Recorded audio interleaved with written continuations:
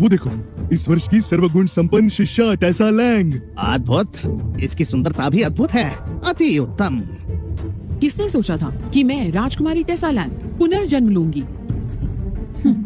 इस छोटे से साम्राज्य में कोई भी मेरा गुरु बनने के योग्य नहीं। सबको लगता है कि मैं इस समारोह की सबसे योग्य शिष्या हूँ, पर ये नहीं जानते कि ये मेरे गुणों का सिर्फ 10% है।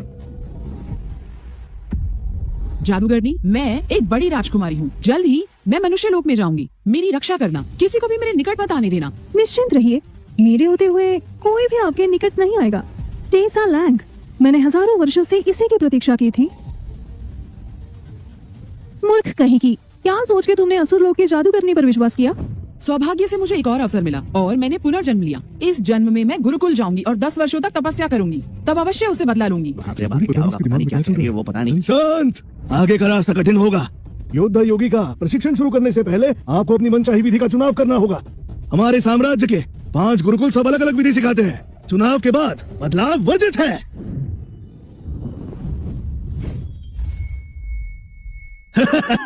शिष्य कैलेब क्लार्क, हमारे साम्राज्य के सबसे शक्तिशाली देवशास्त्र गुरुकुल से इस वर्ष सबसे अधिक शिष्य उनके ही पास जाएंगे। वो कौन है और साम्राज्य के राजदूत उसकी प्रशंसा क्यों कर रहे हैं? वो देवशास्त्र गुरुकुल के शिष्य हैं। कैलेब, वो छोटे योद्धा योगी कहलाते हैं और वो इस पीढ़ी के सर्वोत्तम शिष्य हैं। उनके चाहने वाले देवशास्त्र गुरुकुल से लेकर पूरे साम्राज्य में फैले हैं। मैंने सुना है कि कैलेब अपने ही गुरुकुल के आचार्य के पुत्र है। उनकी शक्ति अद्भुत है। टेसा, तुम्हें देवशास्त्र में जाना चाहिए और केलब जी की राह पर चलना चाहिए। तुम्हारा भविष्य उज्जवल होगा। छोटे योद्धा योगी कैलेब, मेरे लिए वो शून्य के बराबर है। चिंतामुक्त गुरुकुल के आचार्य तो आजकल समारोह में भी नहीं आते। लगता है उन्हें हमारे गुरुकुल का सेवक बनाना चाहिए। शांति, घोषणा का समय। किस गुरुकुल में कितने शिष्य जाएंगे? देवशास्त्र गुरुकुल 1200 शिष्य, शिकारी गुरुकुल 530, पुष्पांजलि गुरुकुल 370 शिष्य, और अब मैं बताता हूँ चिंता मुक्त गुरुकुल के शिष्य सिर्फ एक।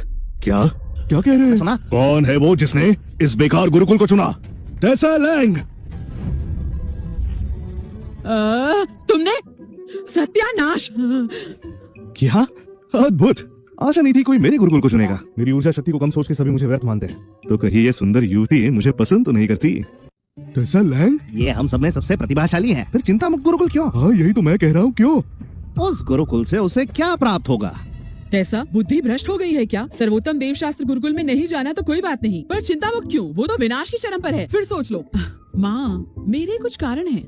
देवशास्त्र में बहुत सारे शिष्य हैं। मुझे साधना के लिए एक शांत स्थान चाहिए। चिंतामुक्त में वो है। उसके आचार्य केविन योर एक दुर्बल शिक्षक है जो मुझे संभाल नहीं पाएंगे। कोई भी मेरी उन्नति पर नजर नहीं रख पाएगा।